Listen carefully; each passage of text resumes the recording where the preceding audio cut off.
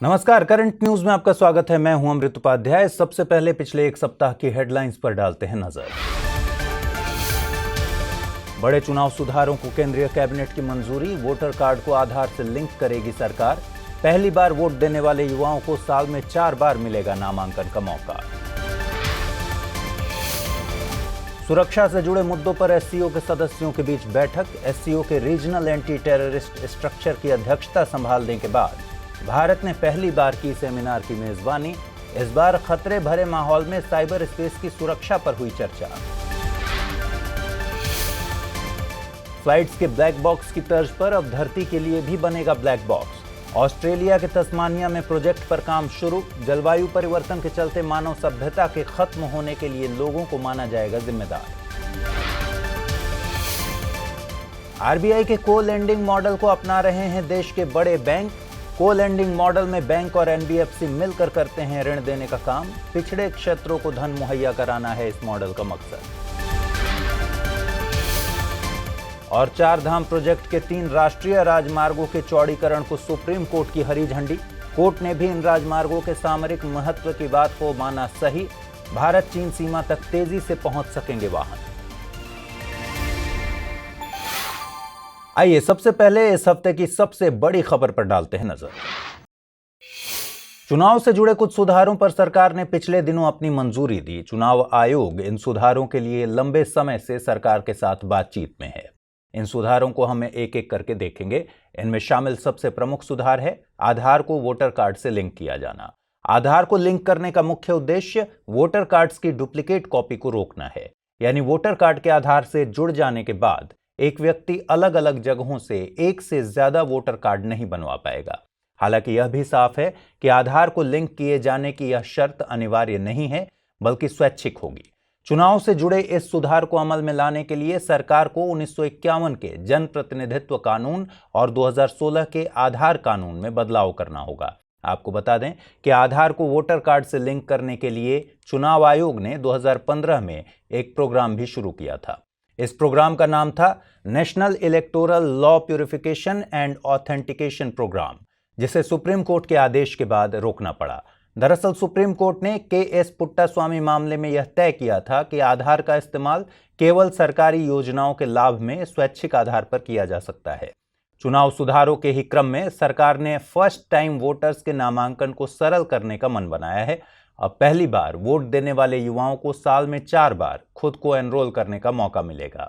वर्तमान में जनप्रतिनिधित्व अधिनियम के मुताबिक 18 साल के युवा केवल एक बार ही नामांकन करवा सकते हैं। कानून के मुताबिक किसी खास साल की 1 जनवरी की तारीख को या उससे पहले 18 साल की उम्र पूरी कर चुके युवाओं को ही वोटर लिस्ट में एनरोल करने का प्रावधान है। कैबिनेट ने एक और चुनाव सुधार को हरी झंडी दी है। सैनिकों से जुड़े सर्विस वोटर नियम को सरकार जल्द ही जेंडर न्यूट्रल करेगी।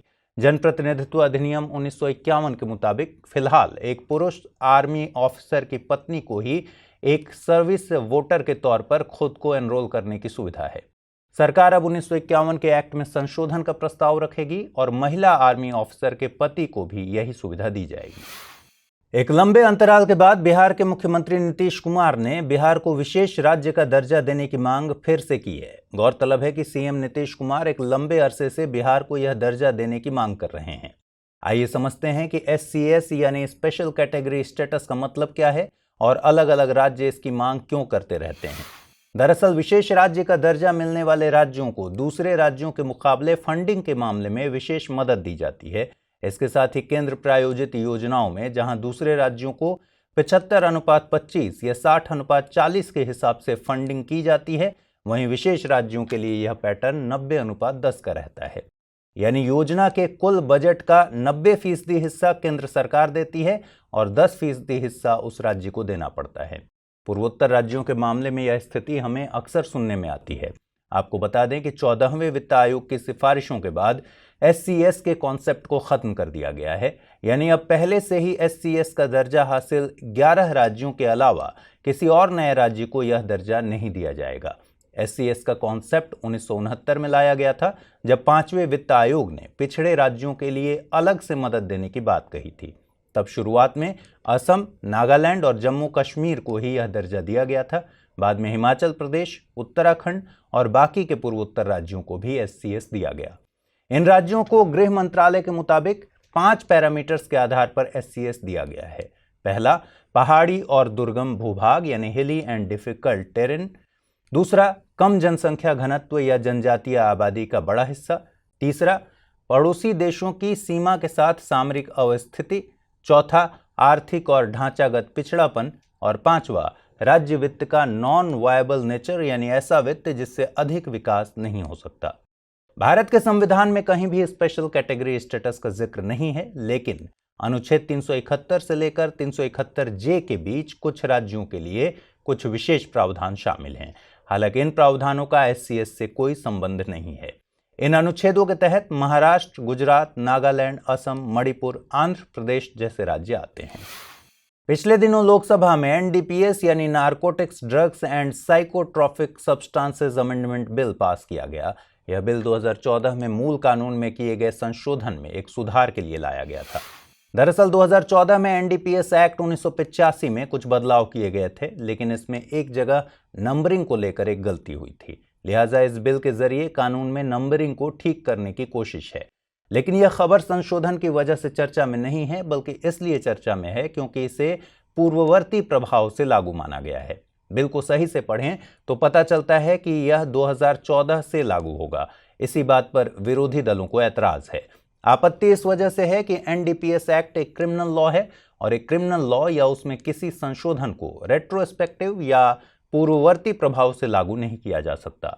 हालांकि इस पर वित्त मंत्री ने सफाई दी है कि एक आपराधिक कानून में संशोधन को पूर्ववर्ती प्रभाव से लागू नहीं किया जा सकता, लेकिन उसमें त्रुटि सुधार के मामले में ऐसा किया जा सकता है। इस मामले में भी यही हुआ है। यह बिल किसी नई धारा को जोड़ने या हटाने से संबंधित नहीं है। आपको बता दें कि पूर्ववर्ती प्रभाव की अवधारणा संविधान के अनुच्छेद 20 से निकलती है। इस आर्टिकल में साफ है कि एक व्यक्ति को किसी अपराध के लिए तब तक दोषी नहीं माना जा सकता जब तक उसने अपराध करते समय लागू किसी कानून का उल्लंघन किया हो। इसके साथ ही अपराध के समय लागू कानून में निर्धारित सजा से ज्यादा सजा भी उसे नहीं दी जा सकती। हम इसे एक उदाहरण से समझ सकते हैं। मान लीजिए व्यक्ति A ने कोई कार्य वर्ष 2018 में किया और वह कार्य जघन्य होते हुए भी उस समय कानून के दायरे से बाहर था। अब उसी काम को 2021 में एक कानून बनाकर एक अपराध घोषित कर दिया जाता है, तो ऐसी स्थिति में व्यक्ति A को वर्ष 2018 में किए गए काम के लिए दोषी नहीं माना जा सकता।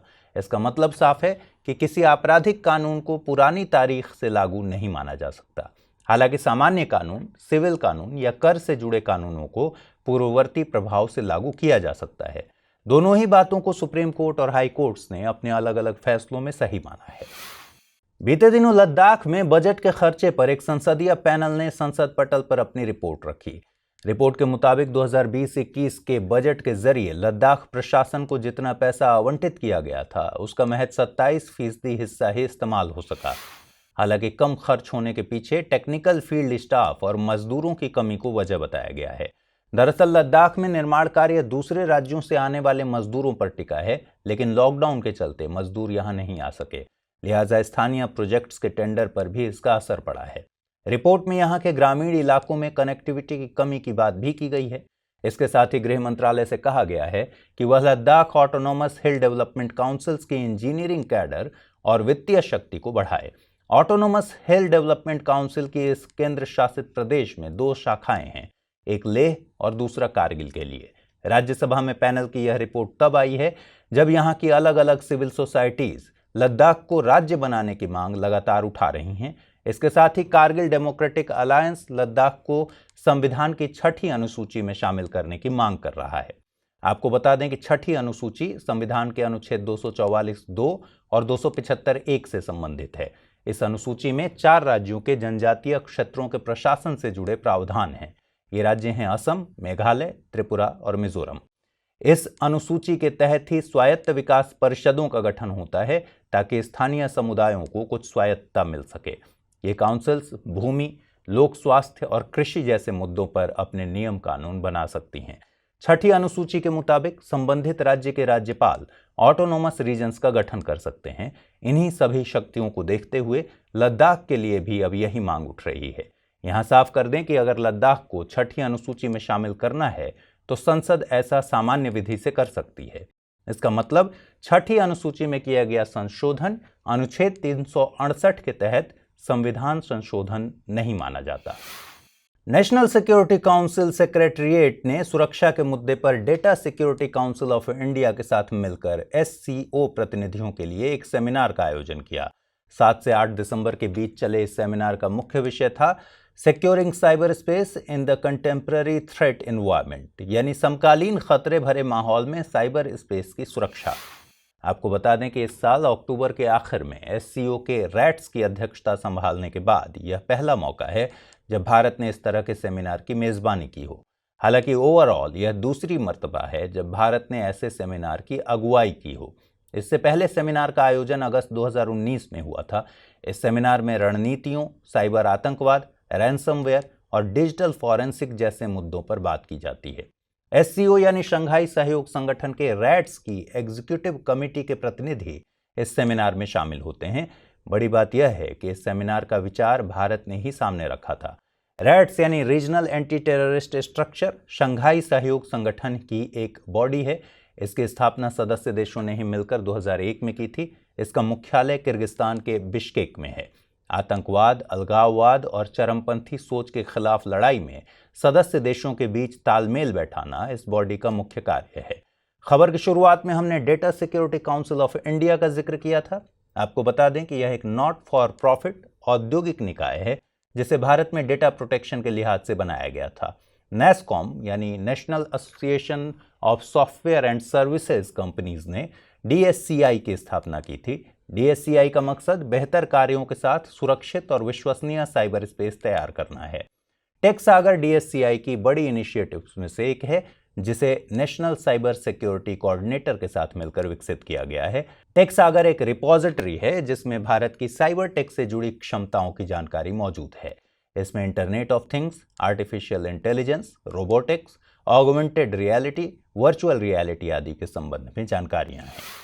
पिछले दिनों न्यू कैलिडोनिया में फ्रांस से अलग होने को लेकर रेफरेंडम हुआ था। बड़ी बात यह है कि लंबे समय से आज़ादी के लिए चल रहे विरोध प्रदर्शनों के बावजूद यहाँ की बड़ी आबादी ने इस रेफरेंडम के विपक्ष में अपना मत दिया। इसका सीधा मतलब है कि न्यू कैलिडोनिया के लोग फिलहाल फ्रांस का हिस्सा बने रहना चाहते हैं। फ्रांस के राष्ट्रपति इमैनुअल मैक्रोन ने इस रेफरेंडम पर नतीजों का स्वागत किया। डीकोलोनाइजेशन की कोशिशों और हिंद प्रशांत में चीन के दखल को देखते हुए यह रेफरेंडम संयुक्त राष्ट्र की निगरानी में हुआ था। न्यू कैलिडोनिया में इससे पहले इसी तरह का रेफरेंडम 2018 और 2020 में भी हो चुका है। आपको बता दें कि न्यू कैलिडोनिया दक्षिण प्रशांत महासागर में मौजूद एक द्वीप समूह है। यह एक आर्किपेलागो है जो ऑस्ट्रेलिया के उत्तर पूर्व में है। फ्रांस की मुख्य भूमि से हजारों किलोमीटर दूर दक्षिण प्रशांत महासागर में मौजूद यह द्वीप 19वीं सदी में फ्रांस का उपनिवेश बनाया गया था। आज भी यह फ्रांस का ही हिस्सा है जहां फ्रांस का सैन्य अड्डा भी मौजूद है। न्यू कैलिडोनिया प्रशांत महासागर के मेलानेशिया का भाग है। मेलानेशिया में New Guinea, Solomon, Vanuatu, Fiji भी शामिल हैं। मेलानेशिया के उत्तर में माइक्रोनेशिया है जिसमें शामिल द्वीप हैं Marshall Islands, Palau, Caroline Island और किरिबाती। माइक्रोनेशिया और मेलानेशिया के पूर्व में पॉलिनेशिया है। पॉलिनेशिया में शामिल द्वीप हैं Hawaii, Tuvalu, Tonga, Tahiti, Society, New Zealand, Cook, Easter और समोआ आइलैंड्स इत्यादि। आपको बता दें कि दुनिया के अलग अलग देशों में न्यू कैलिडोनिया की तरह ही अलग अलग आंदोलन चल रहे हैं या चले हैं। अमेरिका से अलग होने के लिए कैलिफोर्निया भी इसी तरह की मांग करता रहा है जिसके लिए कालेक्सिट आंदोलन का सहारा लिया जा रहा है। इसी तरह अमेरिका के ही उत्तर पश्चिम के कुछ राज्य अलग होने के लिए कैस्काडिया की मांग कर रहे हैं। मेक्सिको में ज़ैपेटिस्ट, स्पेन में कैटलोनिया, बेल्जियम में वालोनिया, अजरबैजान में आर्त्साक, भूमध्य सागर में मौजूद फ्रांसीसी द्वीप कॉर्सिका और मिडिल ईस्ट में कुर्दिस्तान भी कुछ ऐसे ही उदाहरण हैं। जब भी कोई विमान दुर्घटना का शिकार होता है तब आप सुनते हैं कि प्रशासन ब्लैक बॉक्स की खोज में जुट जाता है। यह ब्लैक बॉक्स एयरक्राफ्ट के संबंध में आखिरी पलों की जानकारियां हमें देता है जिससे हम जान पाते हैं कि दुर्घटना किस वजह से हुई। वैज्ञानिक अब इसी कॉन्सेप्ट के आधार पर एक अर्थ ब्लैक बॉक्स बनाने जा रहे हैं, लेकिन ये ब्लैक बॉक्स असल में किसी विमान के लिए नहीं बल्कि जलवायु परिवर्तन के लिए तैयार किया जा रहा है। बस के आकार का यह ब्लैक बॉक्स मौसम के बदलते पैटर्न को रिकॉर्ड करेगा। इसके साथ ही इसमें समुद्रों के बढ़ते तापमान, वायुमंडल में CO2 की सांद्रता और जैव विविधता को हो रहे नुकसान से जुड़ा डेटा भी दर्ज होगा। इस मशीन में लगभग 50 सालों के आंकड़े कैद होंगे। वैज्ञानिकों के मुताबिक जलवायु परिवर्तन के चलते अगर भविष्य में मानव सभ्यता खत्म होती है तो हम इन आंकड़ों के सहारे जान सकेंगे कि इसके पीछे क्या वजहें रहीं। नए कॉन्सेप्ट पर आधारित यह ब्लैक बॉक्स 33 फुट लंबा होगा और 3 इंच मोटी स्टील से बनेगा। इसके अगले साल तक पूरा होने की उम्मीद है। हालांकि जलवायु से जुड़े डेटा को वैज्ञानिकों ने पहले ही से कलेक्ट करना शुरू कर दिया है, जो सौर ऊर्जा से चलने वाली एक हार्ड ड्राइव में सेव होगा। इस ब्लैक बॉक्स का निर्माण ऑस्ट्रेलिया के तस्मानिया में किया जा रहा है। भू राजनीतिक और पर्यावरणीय सुरक्षा के चलते इस जगह को चुना गया है। तस्मानिया ऑस्ट्रेलिया का ही एक द्वीप है जो इसके दक्षिण में है। ऑस्ट्रेलिया और तस्मानिया के बीच बास स्ट्रेट मौजूद है। आपको बता दें कि ब्लैक बॉक्स एक इलेक्ट्रॉनिक रिकॉर्डिंग डिवाइस है। ये दो तरह के होते हैं, फ्लाइट डेटा रिकॉर्डर और cockpit voice recorder. Flight data recorder में किसी फ्लाइट की रीसेंट हिस्ट्री, जबकि कॉकपिट वॉइस रिकॉर्डर में पायलट्स की बातचीत सहित दूसरे साउंड्स रिकॉर्ड होते हैं। हिमाचल प्रदेश की लाहौल घाटी के एक फार्म में हींग की खेती को बढ़ावा दिया जा रहा है। अच्छी बात यह है कि हींग की खेती की शुरुआत के बाद से इसके उत्पादन में इजाफा दर्ज हुआ है। इसलिए जानकार ये भी मान रहे हैं कि शायद अब भारत में ही बड़े दायरे में हींग की पैदावार होने लगेगी। लाहौल घाटी में मौजूद मोतीलाल फार्म में हींग की पैदावार के लिए ही फेरुला एसाफिटिडा की खेती की जा रही है। यह खेती IHBT यानी institute of Himalayan bio resource technology की एक पहल का हिस्सा है। भारत में इस फसल के बीज ईरान से 2018 में लाए गए थे और यह काम IHBT ने किया था। ICAR के मुताबिक इस फसल के बीज लाने का यह काम बीते 30 सालों से पहली बार हुआ। आपको बता दें कि भारत हर साल 1200 से 1600 टन कच्ची हींग का आयात करता है, जिसकी कीमत तकरीबन $100 मिलियन सालाना है। भारत हींग का आयात ईरान, अफगानिस्तान और उज्बेकिस्तान जैसे देशों से करता है। फेरुला एसाफिटिडा एक सदाबहार पौधा है जो हींग का स्रोत है। माना जाता है कि फेरुला एसाफिटिडा मूल रूप से यूरोपीय देशों की फसल है। बाद में इसका विस्तार ईरान में हुआ। इस पौधे की जड़ों से निकलने वाली रेजिन गोंद से ही हींग बनती है, जिसमें करीब 5 साल तक का वक्त लगता है। इस पौधे के लिए रेगिस्तानी और ठंडा इलाका बहुत माकूल है। यही वजह है कि भारत में इसकी शुरुआत हिमालय क्षेत्र में हुई है। रेगिस्तानी और दोमट मिट्टी इस पौधे के लिए अनुकूल मानी जाती है। इस पौधे को छायादार क्षेत्रों में नहीं उगाया जा सकता, यानी सूर्य की सीधी रोशनी इसके लिए काफी जरूरी है। साथ ही दो पौधों के बीच 2 से 5 फीट का अंतर होना चाहिए। एसाफिटिडा एरोमेटिक यानी सुगंधित पौधों की श्रेणी में आता है। भारत में हींग का इस्तेमाल भोजन में स्वाद बढ़ाने के लिए किया जाता है। बदहजमी जैसी दिक्कतों से निपटने के लिए भी यह काफी कारगर है। हींग में एंटीबायोटिक विशेषता होने के चलते कई तरह की दवाओं में इसका इस्तेमाल होता है। माना जाता है कि एसाफिटिडा की जड़ों से एंटीवायरल ड्रग्स बनाए जा सकते हैं जो इन्फ्लुएंजा और फ्लू को रोकने में मददगार हैं। कॉन्ट्रासेप्टिव प्रॉपर्टीज की वजह से सलाह दी जाती है कि गर्भवती महिलाएं इसका इस्तेमाल न करें। हींग का उपयोग कैंसर के इलाज में इस्तेमाल दवाओं को बनाने में भी किया जाता है। पिछले कुछ समय में देश के बड़े बैंक RBI के को-लैंडिंग मॉडल को अपना रहे हैं। आपको याद दिला दें कि पिछड़े क्षेत्रों तक वित्तीय मदद को बढ़ाने के लिए केंद्रीय बैंक ने पिछले साल को-लैंडिंग मॉडल को सामने रखा था। इसी मॉडल के तहत हाल ही में स्टेट बैंक ऑफ इंडिया ने अडानी कैपिटल के साथ टाई अप किया था। जैसा कि को-लैंडिंग मॉडल नाम से समझ आ रहा है, यह एक ऐसी व्यवस्था है जिसमें 2 संस्थाएं मिलकर ऋण मुहैया कराती हैं। पिछले साल जारी अधिसूचना के मुताबिक इस मॉडल के तहत बैंक और रजिस्टर्ड NBFCs नॉन बैंकिंग वित्तीय कंपनियां मिलकर प्राथमिक क्षेत्रों जैसे पिछड़े सेक्टर्स के लिए ऋण देती हैं। RBI इसमें शामिल होने के लिए हाउसिंग फाइनेंस कंपनीज को भी इजाजत देता है। बैंक और NBFCs इस मॉडल के तहत एक प्रायर एग्रीमेंट के बाद ही ऋण देने का काम करते हैं। नियमों के मुताबिक इस मॉडल के तहत जो NBFCs हैं उन्हें लोन में कम से कम 20% की हिस्सेदारी देनी होगी, यानी कहीं ना कहीं 80% या उससे कम का जोखिम बड़े बैंक के पास रहता है। इसका सीधा मतलब है अगर किसी भी लोन का पुनर्भुगतान अटकता है तो बैंक को इसमें ज्यादा रिस्क रहेगा। RBI इस योजना के लिए जिस पिछड़े क्षेत्र की बात करता है उसमें प्रायोरिटी सेक्टर लेंडिंग को शामिल किया जा सकता है। प्रायोरिटी सेक्टर लेंडिंग के दायरे में कृषि, MSME, एक्सपोर्ट क्रेडिट, शिक्षा, हाउसिंग, सोशल इंफ्रास्ट्रक्चर, नवीकरणीय ऊर्जा जैसे क्षेत्र आते हैं। पिछले दिनों प्रधानमंत्री श्री नरेंद्र मोदी ने depositors first guaranteed time bound deposit insurance payment up to 5 lakh पर एक कार्यक्रम को संबोधित किया। कार्यक्रम के दौरान बैंक डिपॉजिट इंश्योरेंस के दायरे पर भी बातचीत हुई। गौरतलब है कि सरकार ने पिछले साल जमा बीमा की सीमा को 1 लाख से बढ़ाकर 5 लाख कर दिया था। इसके साथ ही एक और बदलाव इस साल लाया गया, जब बीमा के भुगतान के लिए डेडलाइन को 90 दिन तय कर दिया गया। इसके लिए इस साल 1961 के deposit insurance and credit guarantee corporation act में बदलाव किया गया। अब हम बैंक डिपॉजिट इंश्योरेंस प्रोग्राम को आसान तरीके से समझने की कोशिश करते हैं। दरअसल सुरक्षा और रीपेमेंट के समय ब्याज मिलने के लिहाज से हम अपना पैसा बैंकों में जमा करते हैं, लेकिन कभी कभी बैंकों की वित्तीय हालत ऐसी हो जाती है कि बैंक अपने जमाकर्ताओं का पैसा लौटा नहीं पाते और उनका पैसा फंस जाता है। लिहाजा ऐसी स्थिति में सरकार ऐसी जमा के लिए बीमा कवर देती है, यानी एक सीमा तक ग्राहकों को उनका पैसा वापस कर दिया जाता है। यह सीमा पहले 30,000 थी, इसे 1991 में बढ़ाकर 1 लाख और 2020 में रिवाइज करके 5 लाख कर दिया गया। इसका मतलब साफ है कि बैंकों के दिवालिया होने की स्थिति में जमाकर्ता अपनी कुल जमा या ज्यादा से ज्यादा 5 लाख का क्लेम कर सकते हैं। उदाहरण के लिए एक बैंक में किसी व्यक्ति ने 3 लाख रुपए जमा किए, तो ऐसे में वह 3 लाख रुपए तक का बीमा क्लेम कर सकता है। दूसरी तरफ 6 लाख तक की जमा की स्थिति में व्यक्ति केवल 5 लाख तक का ही क्लेम कर पाएगा और उसे 1 लाख का नुकसान होगा। पिछले कुछ समय में Punjab and Maharashtra cooperative bank और लक्ष्मी विलास बैंक के मामलों को देखते हुए ही बीमा कवर को बढ़ाने का फैसला सरकार ने लिया था। जमा के लिए बीमा कवर के संबंध में एक अलग एजेंसी काम कर रही है, जिसका नाम है deposit insurance and credit guarantee corporation. यह कॉरपोरेशन एक सांविधिक निकाय है और आरबीआई की सब्सिडियरी यानी अनुषंगी इकाई है।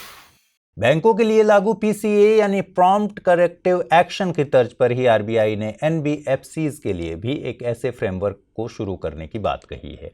इस फ्रेमवर्क के जरिए नॉन बैंकिंग फाइनेंशियल कंपनीज पर निगरानी को मजबूत किया जा सकेगा। साथ ही बैंकों के समान ही अब एनबीएफसीज की वित्तीय स्थिति और गवर्नेंस से जुड़े मुद्दों में सुधार किया जा सकेगा। आरबीआई यह फ्रेमवर्क अगले साल 1 अक्टूबर से लागू करेगा। आरबीआई के मुताबिक नया फ्रेमवर्क जमा लेने और गैर जमा लेने वाली सभी एनबीएफसीज पर लागू होगा। इसके साथ ही यह investment and credit firms, core investment firms, infrastructure date funds, infrastructure finance firms और माइक्रो फाइनेंस इंस्टीट्यूशन पर भी अप्लाई होगा। हालांकि हाउसिंग फाइनेंस फर्म्स और उन एनबीएफसीज को इसके दायरे से बाहर रखा जाएगा जो पब्लिक फंड्स नहीं लेते। आपको याद दिला दें कि पीसीए फ्रेमवर्क की शुरुआत आरबीआई ने साल 2002 में की थी। इस फ्रेमवर्क का मकसद कमजोर वित्तीय हालत वाले बैंकों में सुधार के लिए तेजी से काम करना है। अगर कोई बैंक पीसीए फ्रेमवर्क के दायरे में आ जाता है तो इसका मतलब है कि अब आरबीआई उस बैंक की लगातार सुपरवाइजरी करेगा और समय पड़ने पर कार्रवाई भी करेगा।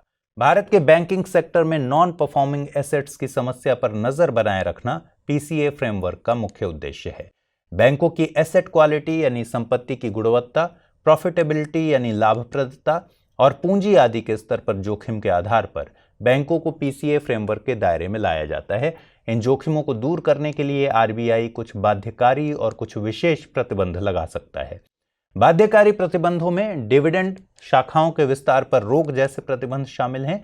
वहीं रणनीति, गवर्नेंस, पूंजी, क्रेडिट और मार्केट रिस्क संबंधी प्रतिबंधों को विशेष प्रतिबंध के दायरे में रखा जाता है। चारधाम प्रोजेक्ट में शामिल 3 राष्ट्रीय राजमार्गों के चौड़ीकरण के प्रोजेक्ट को पिछले दिनों सुप्रीम कोर्ट ने मंजूरी दे दी। ये 3 राजमार्ग ऋषिकेश से माना, ऋषिकेश से गंगोत्री और टनकपुर से पिथौरागढ़ को जाते हैं। इस मामले में सुप्रीम कोर्ट ने रक्षा मंत्रालय के तर्क को सही माना कि इन प्रोजेक्ट्स का सामरिक महत्व है। इसके साथ ही भारत चीन सीमा क्षेत्र तक जल्द से जल्द पहुंचने के लिए इन राजमार्गों का चौड़ीकरण जरूरी है। गौरतलब है कि इनके चौड़ीकरण पर पर्यावरणीय चिंताओं को लेकर कोर्ट में मामला चल रहा था। हालिया फैसले में सुप्रीम कोर्ट ने पहले दिए अपने ही आदेश को मॉडिफाई किया है और सरकार को 10 मीटर चौड़ी सड़क बनाने की इजाजत दी है। पिछले साल कोर्ट ने सरकार से कहा था कि वह इन राजमार्गों का निर्माण राजमार्ग मंत्रालय के 2018 के सर्कुलर के मुताबिक ही करे, जिसमें यह सीमा 5.5 मीटर थी। लेकिन पिछले साल दिसंबर में राजमार्ग मंत्रालय ने सर्कुलर में बदलाव कर यह दायरा सीमाई क्षेत्र के लिए 10 मीटर कर दिया था। लिहाजा यह मामला कोर्ट में अटक गया। आदेश के मुताबिक अब ये राजमार्ग डीएलपीएस यानी double lane with paved shoulder system पर बनाए जा सकेंगे, यानी 7 मीटर के डबल लाइन कैरिज वे और दोनों तरफ 1.5 मीटर के पेव्ड वे। पेव्ड वे को सड़क के किनारों का रास्ता यानी पैदल पथ कहा जाता है, जिसका इस्तेमाल पैदल यात्रियों, साइकिल के लिए रास्ते और ड्रेनेज आदि में हो सकता है। आपको बता दें कि चारधाम प्रोजेक्ट चारधाम के मंदिरों से भी जुड़ा हुआ है। चारधाम में शामिल पूजा स्थल हैं यमुनोत्री, गंगोत्री, केदारनाथ और बद्रीनाथ। यमुनोत्री भारत की यमुना देवी को समर्पित मंदिर है। यह मंदिर रवाई घाटी के पास मौजूद है। वहीं गंगोत्री देवी गंगा को समर्पित मंदिर है, जो उत्तरकाशी में है। यहां से कुछ किलोमीटर दूर स्थित गोमुख से ही गंगा नदी का उद्गम होता है। बद्रीनाथ या बद्री नारायण मंदिर अलकनंदा नदी के किनारे पर बना हुआ है और गढ़वाल हिमालय पर 3100 मीटर की ऊंचाई पर है। बद्रीनाथ नगर के एक तरफ नर और दूसरी तरफ नारायण माउंटेन रेंज मौजूद है। बद्रीनाथ भगवान विष्णु को समर्पित मंदिर है। इसका निर्माण 8वीं सदी में आदि शंकराचार्य ने करवाया था। केदारनाथ मंदिर भगवान शिव को समर्पित है, जो गढ़वाल हिमालय में 3500 मीटर से ज्यादा ऊंचाई पर है। यह मंदिर मंदाकिनी नदी के उद्गम स्रोत चोराबाड़ी ग्लेशियर के पास है। केदारनाथ भारत के 12 ज्योतिर्लिंगों में से एक है और यह पंच केदार का भी हिस्सा है। पंच केदार में शामिल हैं केदारनाथ, मदमहेश्वर, तुंगनाथ, रुद्रनाथ और कल्पनाथ। आइए अब जल्दी से नजर डालते हैं बुलेटिन पर आधारित 5 सवालों पर। आज के सेशन के 5 प्रश्न इस प्रकार हैं। पहला प्रश्न है, यह मूल रूप से यूरोपीय देशों की फसल है। इस पौधे की जड़ों से निकलने वाली रेजिन गोंद से ही एक प्रसिद्ध हींग नामक उत्पाद तैयार होता है, जिसमें करीबन 5 साल तक लग जाते हैं। इस पौधे के लिए रेगिस्तानी और ठंडा इलाका काफी अनुकूल है। रेगिस्तानी और दोमट मिट्टी इस पौधे के लिए अनुकूल मानी जाती है। इस पौधे के लिए सूर्य की सीधी रोशनी काफी जरूरी है। साथ ही 2 पौधों के बीच 2 से 5 फीट का अंतर होना चाहिए। उपर्युक्त पैराग्राफ किस पौधे की विशेषता बताता है? ब्यूटिया मोनोस्पर्मा, फेरुला एसाफिटाइडा, नेफ्थीन्स खासियाना या फिर एंजेलिका ग्लाका। अगला प्रश्न है, गृह मंत्रालय के मुताबिक 5 पैरामीटर्स के आधार पर विशेष राज्य का दर्जा दिया जाता है। 1 पहाड़ी और दुर्गम भूभाग, 2 कम जनसंख्या घनत्व या जनजातीय आबादी का बड़ा हिस्सा, 3 पड़ोसी देशों के साथ सीमा के साथ सामरिक अवस्थिति, 4 आर्थिक और ढांचागत पिछड़ापन, 5 राज्य वित्त का नॉन वायबल नेचर यानी ऐसा वित्त जिससे अधिक विकास नहीं हो सकता। उपर्युक्त में से सही पैरामीटर्स को चुनिए। केवल 1, 2 और 3, केवल 2, 3 और 4, केवल 1, 3, 4 और 5 या फिर 1, 2, 3, 4 और 5। अगला प्रश्न है, एक शहर के गरीबी रेखा से नीचे आने वाले लोगों के लिए स्थानीय प्रशासन ने एक योजना शुरू की है। इस योजना के लिए सही लाभार्थी का चयन हो सके, इसके लिए लोगों को अनिवार्य रूप से अपने आधार कार्ड को संबंधित योजना के पोर्टल से जोड़ने के लिए कहा गया है। बताइए यहाँ के लोग संविधान के किस अनुच्छेद के तहत इस आदेश को अधिकारों का उल्लंघन मानते हुए कोर्ट में चुनौती दे सकते हैं? अनुच्छेद 21, अनुच्छेद 14, अनुच्छेद 15 या फिर अनुच्छेद 19। अगला प्रश्न है, निम्नलिखित कथनों पर विचार कीजिए। 1 संघ सरकार किसी संसदीय अधिनियम को पूर्ववर्ती प्रभाव से लागू कर सकती है। 2 केवल अधिनियमों को ही पूर्ववर्ती प्रभाव से प्रवृत्त किया जा सकता है, किसी मंत्रालय द्वारा अधिसूचित नियमों को नहीं। उपर्युक्त में से कौन सा या से कथन सही है या फिर हैं? केवल 1, केवल 2, 1 और 2 दोनों या फिर ना तो 1 और ना ही 2। अंतिम प्रश्न है, निम्नलिखित युग्मों पर विचार कीजिए। चर्चित स्थान अवस्थिति: 1 कैटालोनिया आइबेरिया प्रायद्वीप, 2 आर्ट्सक संयुक्त राज्य अमेरिका, 3 वालोनिया पश्चिमी यूरोप, 4 कुर्दिस्तान मध्य पूर्व। उपर्युक्त में से कौन से युग्म सही सुमेलित है? केवल 1, 2 और 3, केवल 1, 3 और 4, केवल 2, 3 और 4 या फिर उपर्युक्त सभी। तो फिलहाल इस बुलेटिन में इतना ही। खबरों को विस्तार से पढ़ने के लिए विजिट कीजिए www.drishtias.com पर। साथ ही दृष्टि आइज के हिंदी अंग्रेजी यूट्यूब चैनल और दृष्टि PCS यूट्यूब चैनल को लाइक, शेयर और सब्सक्राइब करना मत भूलिए।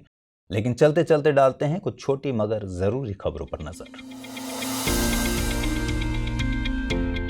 हाल ही में केंद्रीय कैबिनेट ने लड़कियों के विवाह की न्यूनतम उम्र सीमा 18 से बढ़ाकर 21 साल करने के प्रस्ताव को मंजूरी दे दी। इसके लिए जल्द ही संसद में बाल विवाह प्रतिषेध अधिनियम 2006, हिंदू विवाह अधिनियम 1955 जैसे कानूनों में बदलाव के लिए बिल भी लाया जाएगा। उम्र सीमा बढ़ाने की यह सलाह जया जेटली की अगुवाई वाले टास्क फोर्स ने नीति आयोग को दी थी। पिछले दिनों सुप्रीम कोर्ट ने महाराष्ट्र की प्रसिद्ध बैलगाड़ी दौड़ के आयोजन को मंजूरी दे दी। इस प्रतियोगिता पर साल 2017 में रोक लगा दी गई थी। बॉम्बे हाई कोर्ट ने जानवरों पर क्रूरता के आधार पर इस पर रोक लगा दी थी। बता दें कि देश में पशुओं के प्रति क्रूरता को रोकने के लिए 1960 का prevention of cruelty to animals act मौजूद है। विदेश सचिव हर्षवर्धन श्रिंगला ने बताया है कि इंडिया बांग्लादेश फ्रेंडशिप पाइपलाइन का उद्घाटन अगले साल तक हो सकता है। दोनों देशों के बीच इस विकास परियोजना पर साल 2018 में दस्तखत हुए थे। 346 करोड़ रुपए का यह प्रोजेक्ट दोनों देशों की ऊर्जा जरूरतों को एकीकृत करेगा। प्रोजेक्ट के जरिए भारत के सिलीगुड़ी को बांग्लादेश के दिनाजपुर के पार्बतीपुर से जोड़ा जाएगा। संयुक्त राष्ट्र सुरक्षा परिषद में क्लाइमेट चेंज के मसले पर नाइजर और आयरलैंड के प्रस्ताव पर पिछले दिनों वोटिंग हुई। इस प्रस्ताव में क्लाइमेट को सुरक्षा से जोड़ने की बात कही गई थी। यह प्रस्ताव सुरक्षा परिषद में पास नहीं हो सका है क्योंकि स्थायी सदस्य रूस ने इस पर वीटो कर दिया और चीन अनुपस्थित रहा। इधर भारत ने इसके पक्ष में अपना वोट दिया था। नाइजर को दिसंबर महीने के लिए यूएनएससी की कमान सौंपी गई है। बीते दिनों संयुक्त राष्ट्र महासभा ने इंटरनेशनल सोलर अलायंस को ऑब्जर्वर का दर्जा दे दिया। शुरुआत में इस संगठन में कर्क और मकर रेखा के बीच पूरी तरह या आंशिक रूप से आने वाले देश शामिल थे। हालांकि वर्तमान में यूएन के सभी सदस्य देशों के लिए इसकी सदस्यता खोल दी गई है। किसी संस्था को ऑब्जर्वर का दर्जा देने का मतलब है कि महासभा की अधिकांश बैठकों और कुछ अहम दस्तावेजों तक उसकी पहुंच होगी। पिछले दिनों नागालैंड के मोन जिले में हुई दुर्घटना के बाद यहाँ के कोन्याक लोगों में गुस्सा है। कोन्याक संघ ने यहाँ के लोगों से कहा है कि वे सशस्त्र बलों के साथ अब किसी तरह के सहयोग की भूमिका में न रहें। कोन्याक जनजाति नागा समूह का ही एक हिस्सा है। इसकी बड़ी आबादी नागालैंड के मोन जिले में ही रहती है। ये पारंपरिक शिकारी माने जाते हैं, हालांकि अब कृषि भी करने लगे हैं। साथ ही हस्तकला के क्षेत्र में भी ये लोग आगे बढ़ रहे हैं। कोन्याक लोग हैंड हंटर्स के तौर पर भी कुख्यात हैं। पर्यावरण मंत्री द्वारा दिए गए आंकड़ों के मुताबिक 2018 से 2020 के बीच वन्य जीवों की हत्या और गैरकानूनी व्यापार के 2000 से ज्यादा मामले सामने आए हैं। ये case wild life crime control bureau यानी WCCB ने दर्ज किए हैं। WCCB एक सांविधिक निकाय है जिसका गठन वन्य जीव संरक्षण अधिनियम 1972 के तहत किया गया है। यह एक्ट बाघ और दूसरी संकटग्रस्त प्रजातियों से संबंधित कंट्रोल ब्यूरो की बात करता है। इसे ही हम wild life crime control bureau कहते हैं। बीते 8 से 14 दिसंबर के बीच आजादी के अमृत महोत्सव के एक हिस्से के तौर पर राष्ट्रीय ऊर्जा संरक्षण सप्ताह का आयोजन किया गया। विद्युत मंत्रालय ने इस खास कार्यक्रम का आयोजन किया था।